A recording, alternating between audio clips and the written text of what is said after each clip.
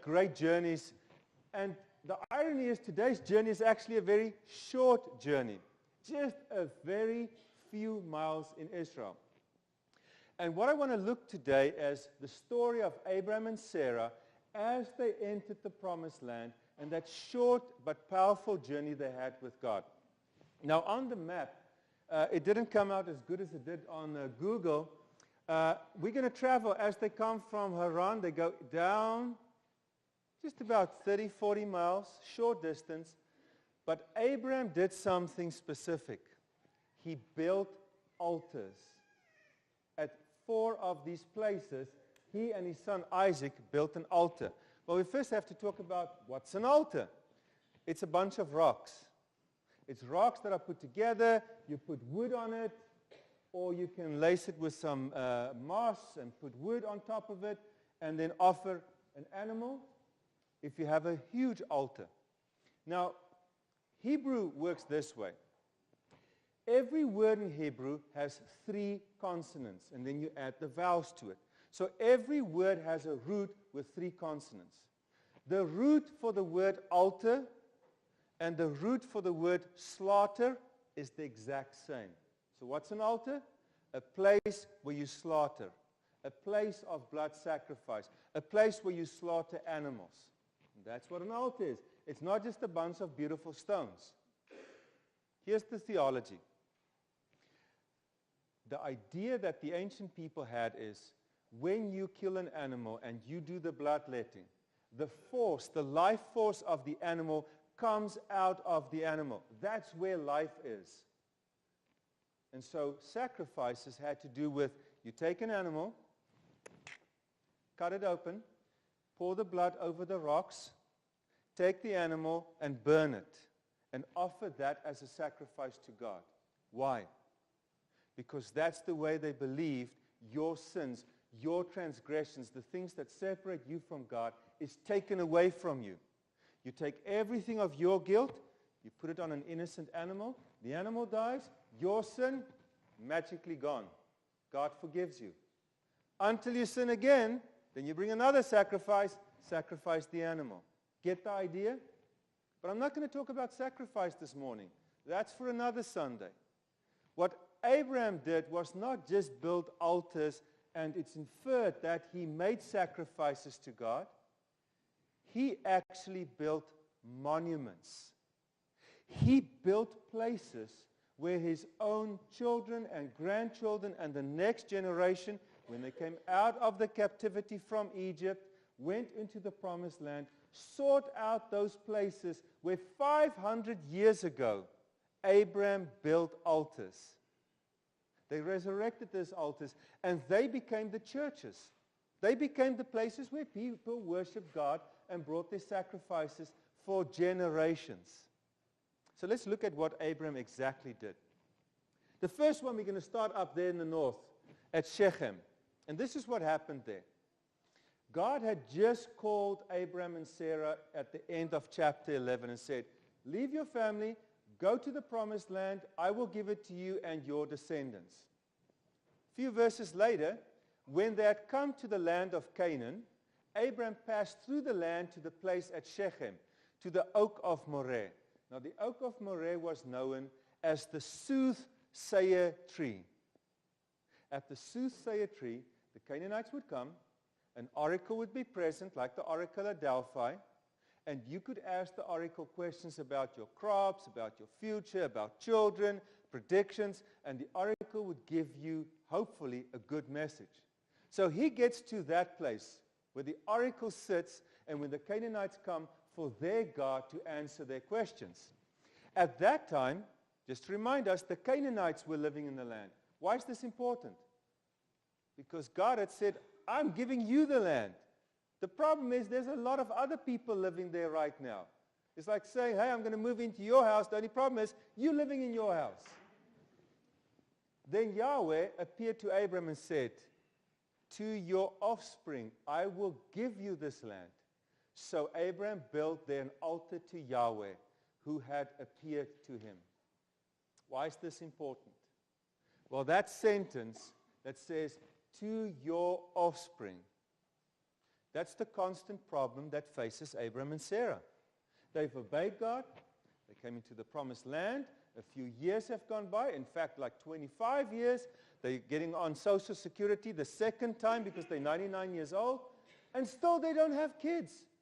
And yet God comes and says, I will give you children. I promise you. Why is that important? Because the Canaanite god that was worshipped at Shechem was El-Berit. The Hebrew word berit is to cut. Now, any attorneys here? I know there were a lot in the first service. What did we used to say in the old times? We cut a contract. And it comes from that image. You cut animals in half, you make a contract.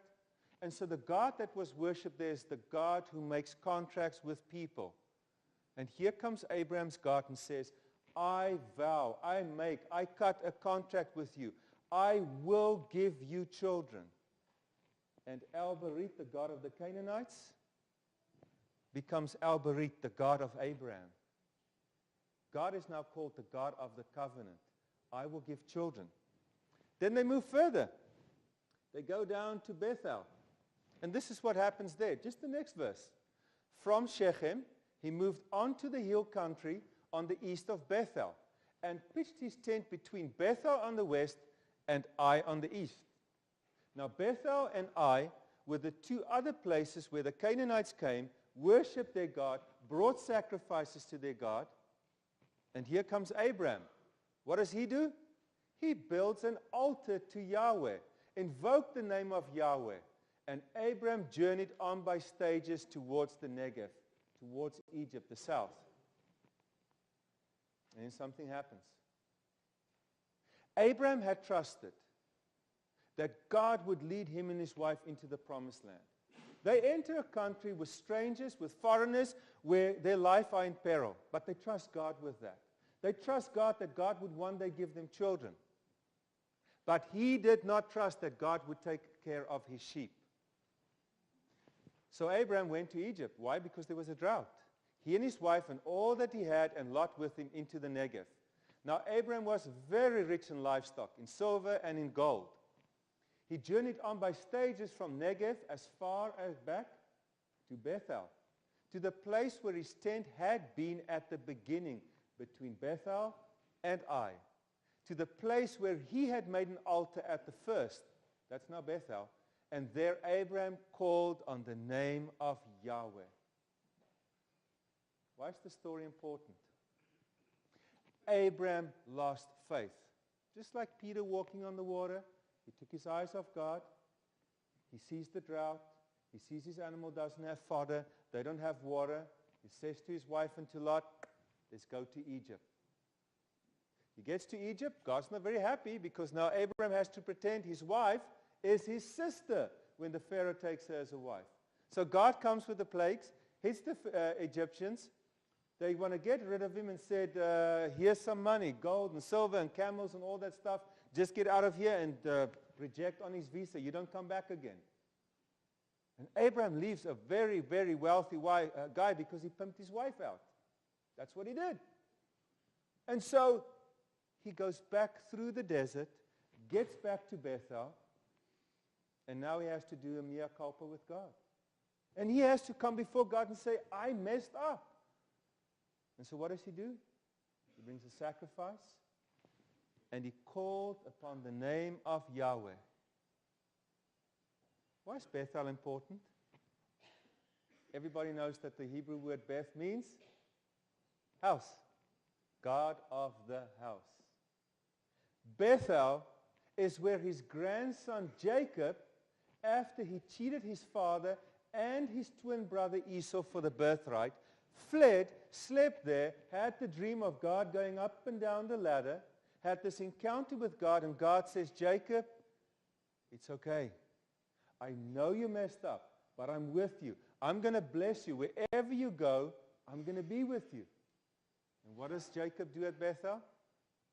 He builds an altar, makes a sacrifice to God, and he says, this is where God was with me. This is where I got into the right relationship with God, just like Abraham.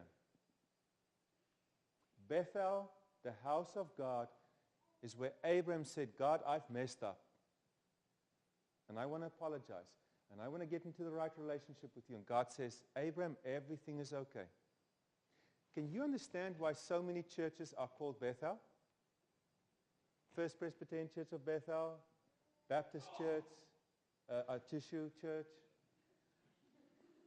So many churches called Bethel, the house of God. Bethel, the Canaanite God, becomes Abraham's God, the God who he meets at the house who forgives him. The third journey, they go down to Hebron at Mamre. So Abraham moved his tent. He came and he settled by the oaks of Mamre, which are at Hebron, and there he built the third altar to Yahweh. Why is this important? Well, the problem that they're facing, they still don't have kids.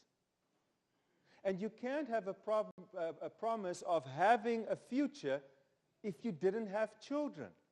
And there God is disappointing them all the time, saying, I'm going to give you children, but nothing happens. And so God, El Shaddai, and remember my sermon from a few weeks ago, the word Shad in Canaanite, or Akkadian, and in Ugaritic, and in Old Hebrew, and in Egyptian means? Anybody? Breast. Yes, it means breast. God of the breast. God who gives children. God of fertility. God of the womb. God who gives children. And here God comes again and says to Abraham and Sarah, in case Abraham didn't give the message to his wife, you are going to have children. I promise it. In fact, God comes and makes a second covenant with them and gives them the sign of circumcision. So Abraham is circumcised at 99 years. He still doesn't have a child. Only a few years later, when his son is born, does his son get the sign of circumcision on the 8th day. But here at Mamre, at Hebron, 3 guys visit. God appears in the form of human beings, stops at their tent and says to them, you're going to have a baby. What's Sarah doing? She's listening behind the tent flap. What does she do? She laughs. So what's the baby called? She laughs. Isaac. Can you imagine it, Marilyn, calling your grandchild or your son, hey, she laughs. Come have dinner. Oh, God has got a sense of humor. She laughs. Yeah, Isaac, she laughed. She couldn't believe that she could have a baby and that God could make the promise come true. Happened at Hebron. The God who gave fertility to the Canaanites becomes Abraham's God of fertility. I will give you a future. The last one. We go all the way down to the bottom. Remember the saying from Dan to Beersheba? That's the 2 extremes of Israel. Well, Beersheba is the furthest south you can go before you get into no man's land. What happens there? Now, Abraham planted a tamarisk tree in Beersheba, and there he called on the name of Yahweh. Who is that? El Olam, the everlasting God. Beersheba is where he stays for a bit. And then a few years later, from there his son Isaac went up to Beersheba. So he built an altar there, called on the name of Yahweh, and pitched his tent there. Abraham built 3 altars, plants a tree. Next generation, his son, the one who was finally born, the one whom God promised, comes, he builds an altar. He makes a sacrifice. Isaac starts to worship God. The pattern that his father and mother had started continues with Isaac and his wife and his children and his grandchildren. And there he meets and encounters God. Beersheba is where his own son, Jacob, comes later and brings a sacrifice and worships God. And the story continues. Here's the interesting thing. Every attribute that the Canaanites gave to their gods, Abraham and Sarah took that for themselves. Christians have always done it. We took over Christmas from the pagans, and we took over Easter from the pagans. That's why you have an Easter bunny laying eggs. Try and explain that one. We have always been good at taking the faith traditions from others and saying, it's now ours. And Abraham and Sarah did that. They said, you believe in El Barit, the God of the covenant. God is the one who makes a covenant with us. You believe in El Bethel, God of the house. I believe that God has called us to this place to put us in the right relationship. You believe in El Olam, the God who's eternal. I believe in the God who's eternal who will give me a future. You believe in El Shaddai, the one who gives fertility. I believe in the one who will ultimately give us a future and give us a child, which God did. But the story is more than building altars. It's about building monuments. You see, because once Abraham and Sarah had built that and offered to God and had this encounter with God, the next generation would come and say, this is where my parents encountered God. This is where God revealed something about who God is to them. This is why I love the story of the patriarchs and the matriarchs. It is the most revealing part in the entire Bible of who God is. Every encounter with God, God reveals just a sliver more. It's like an onion being peeled back. You think you know everything about me? Let me show you a little bit more and a little bit more. Abraham was so lucky to have this encounter with God. And so when his next kin came, they could experience for themselves, this is where God met us. And this is where God can meet me. I want to challenge you. Today, church is the place where we build our altars. Now, I'm not talking about sacrifices. I'm talking about church is the place where you build an altar, a monument, where you can come back to time after time again and say, this is where I meet God. This is where God knows me most and most intimate. Church, Bethel, is the place where I can come and say, God, I've been wrong. Forgive me. Let's start again. Let's start this journey again from scratch. Are you building an altar at BPC? Is this the place where you are building a monument so that when you invite your friends, you can say, this is the place where I've been coming for a year or 5 or 10 or 20 or 30 years. This is where my God is. Bring your stones. Build it here. Experience God here. But my last question is this. What name would you give God? They said, everlasting God, God of the house, God of children and the breast, God who gives the covenant. What name would you give to God if you were in this story?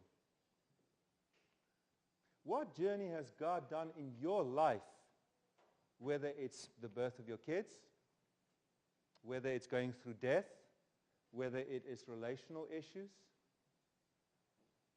whether it is a sickness that you've dealt with or a sickness of a family member? What would God's name be?